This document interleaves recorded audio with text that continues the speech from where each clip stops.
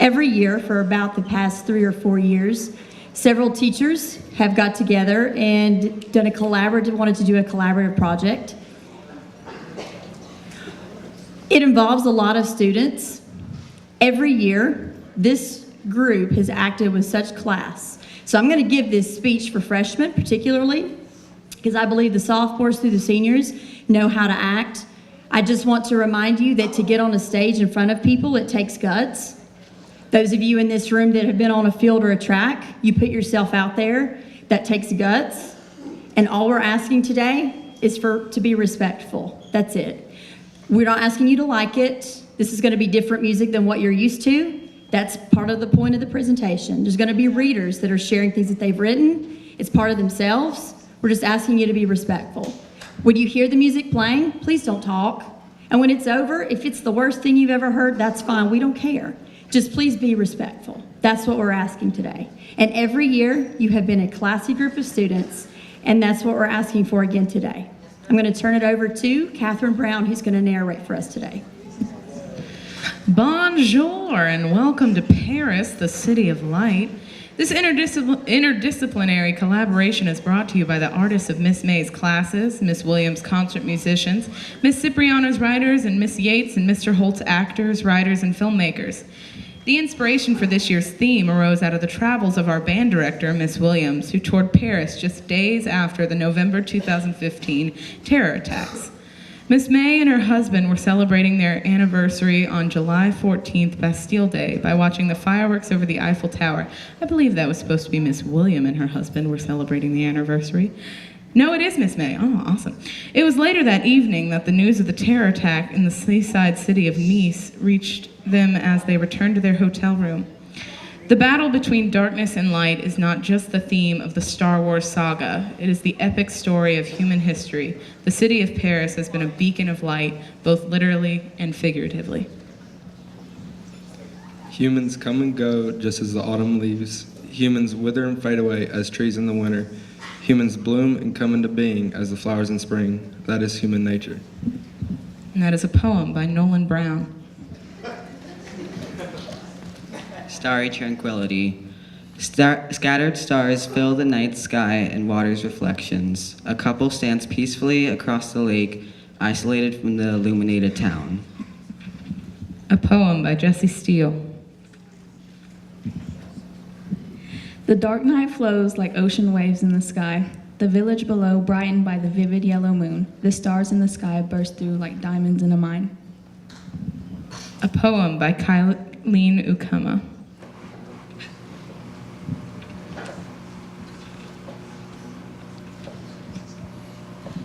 The literal beauty of light was explored by the Impressionist painters in the late 19th century. Claude Monet and Pierre-Auguste Renoir are featured here, accompanied by Debussy-style music.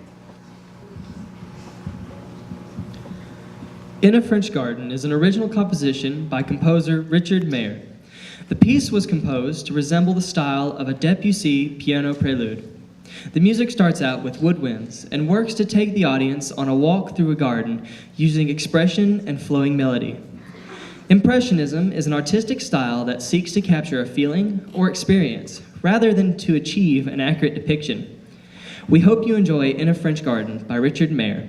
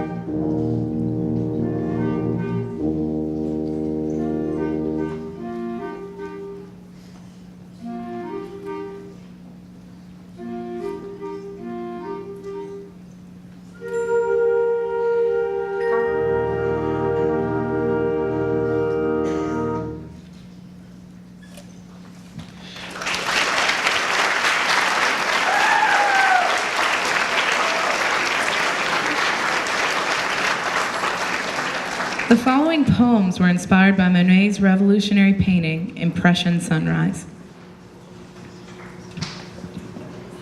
Industrialized, dark and dreary, smog blurs the blue sky, smoke pouring out of chimneys, darkness is broken, the sun shines from between the clouds. Sailors flee, they were hoping for another night. The turquoise waters, peaceful, rocking sailors to sleep, hoping they will not cry out. Peace was brought to the industrialized town. A poem by Lindsay Beck. Beautiful sunrise, dark figure boat, illuminated by the bright red sun, reflections of blues, purples, and red spread across the calm, crisp water.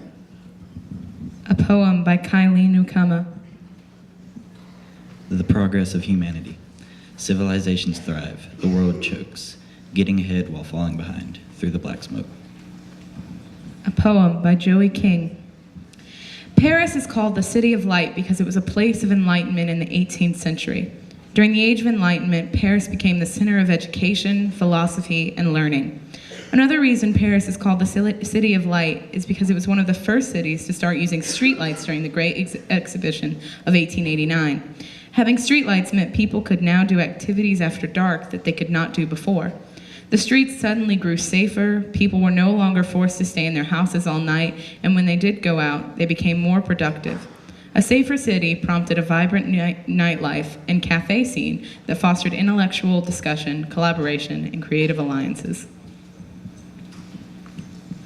The Moulin Rouge is a famous cabaret located in Paris, France. The early years of the Moulin Rouge were marked by extravagant shows inspired by the circus. Popularity for the location grew after the 2001 release of the movie, which was nominated for 8 Oscars, including Best Picture. Popular tunes within the soundtrack include Nature Boy, Lady Marmalade, One Day I'll Fly Away, and Rhythm of the Night.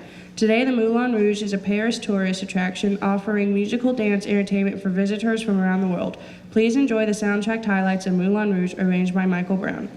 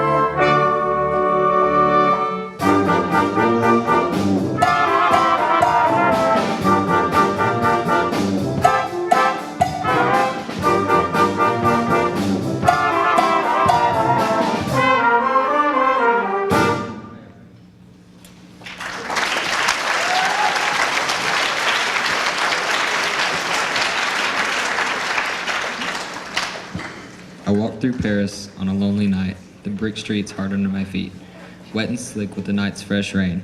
The silence of night fills my ears. I travel through the city of light, completely in the dark. A poem by Isaiah Myers. America won independence from Britain with the help of France. We have been allies for most of our relationship. France gave us the Statue of Liberty as a symbol of our friendship.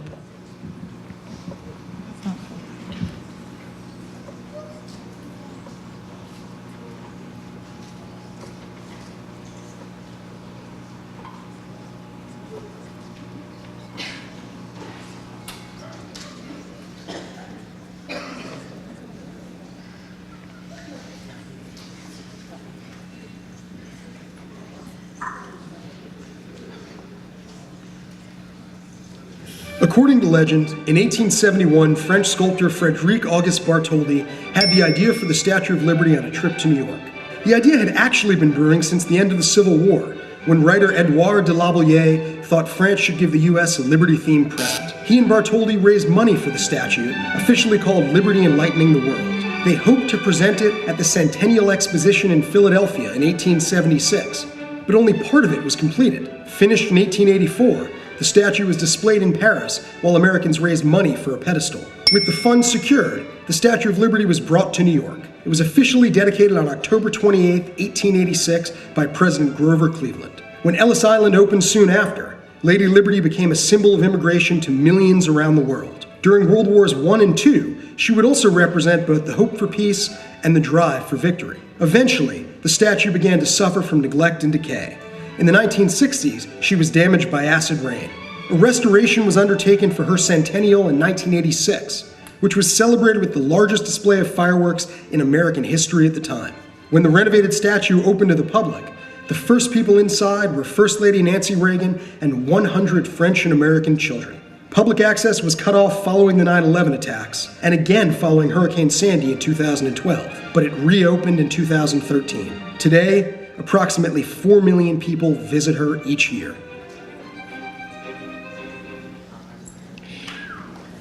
It was at D-Day in Normandy, France, in June of 1944, that the tide of Nazi terror and conquest was turned and led to the success of the Allied forces in Europe during World War II. The forces of light defeated the forces of darkness.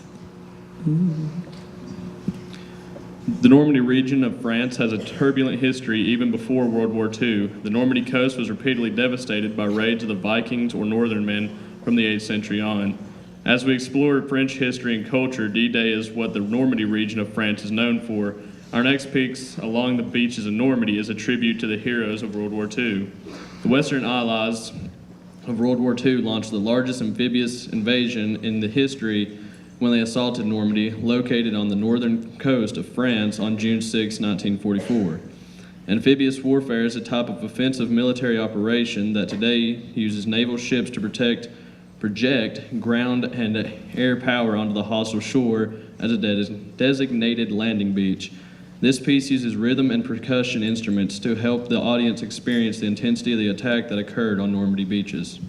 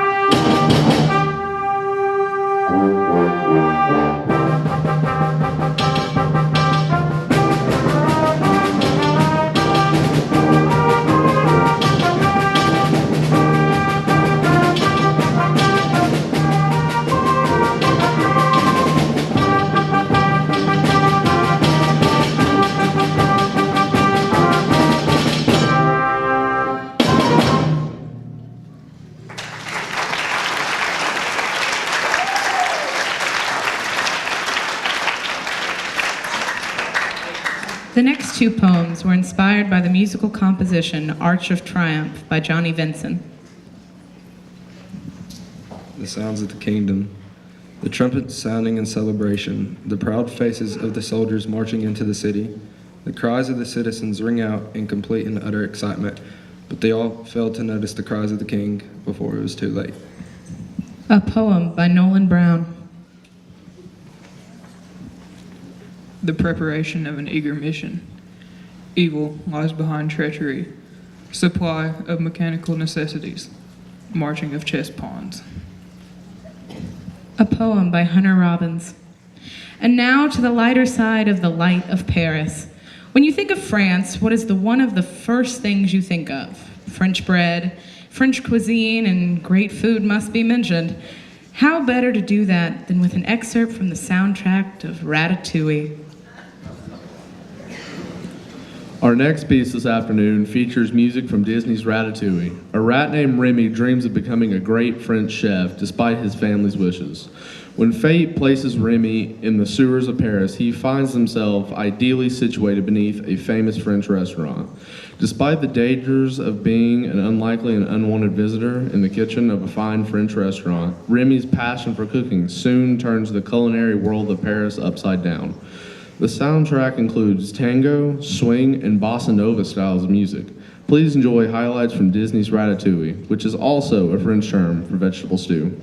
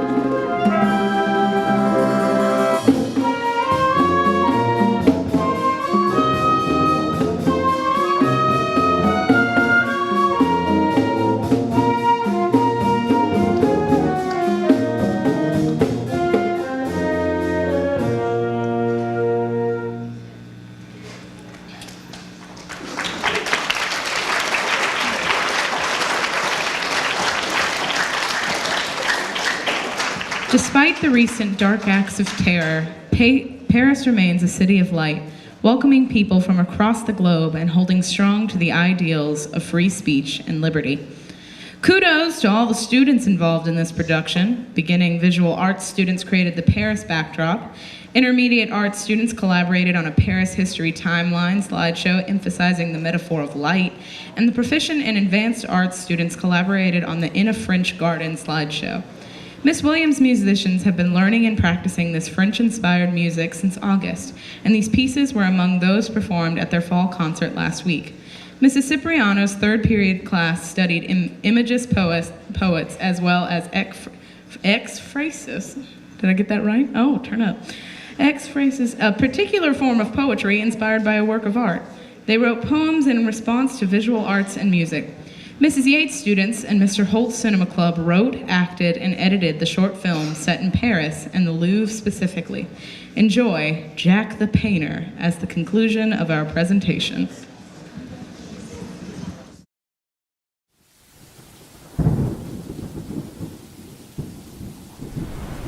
As the police car sped away, the killer in the back handcuffed as he stared at the couple. From that day on, they both lived happily ever after. Oh, come on. That's not even a scary story. It was stupid. Your grandfather's stories are getting dumb and boring. Yeah, and this dust up here is killing me. You guys want to hear something really scary? Sure, but after this, it's the last one, okay? Okay, I love this one. It starts off in Paris, late at night, lightning cracking through the windows.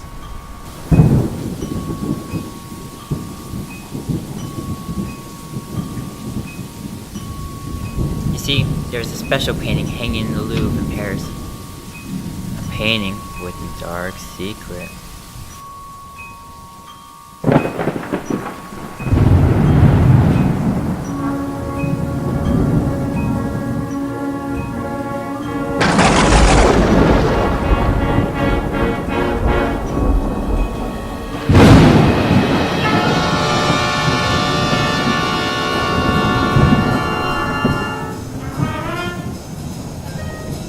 But how did they get in a museum? I don't know. The devil's pitchfork for all I care.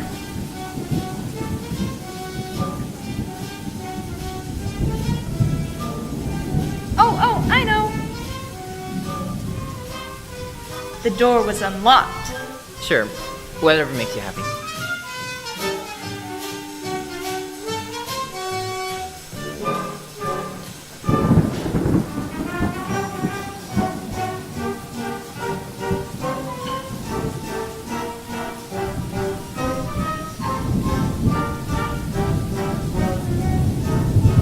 But what are they wearing over their heads? All thieves wear things over their heads. How about paper bags? Can I continue, please, now?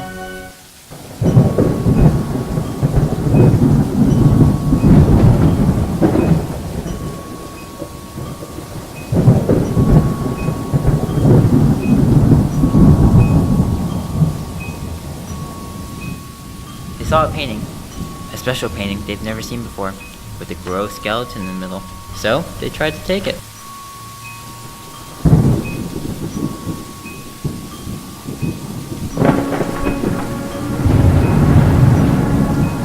But then, he appeared. Who? Jack the Painter.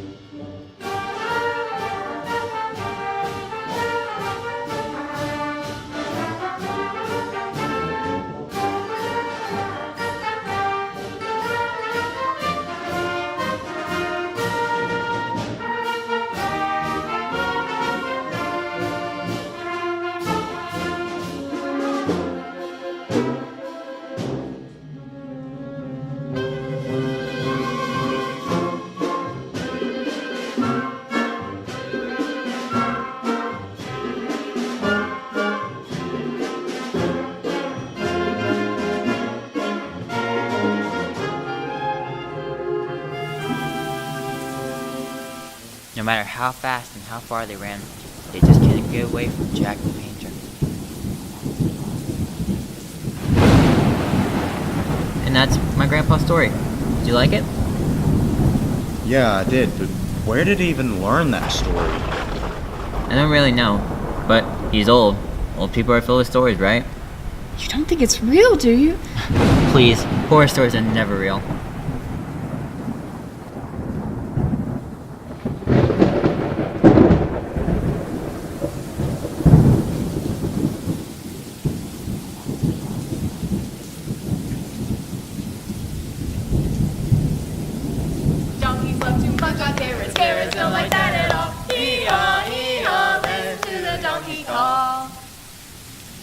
Donkeys love to munch on carrots. Carrots don't like that at all. Hee haw, dance to the donkey call.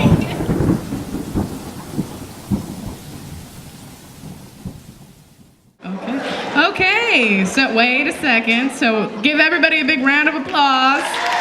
Woo, shout out to them. That was awesome. Okay, so here. Really quick, you guys were fantastic today. Thank you for that. It is much appreciated. Thank you. You are great on. So here's the deal. I can see you from where I'm standing. Seniors first. You can go.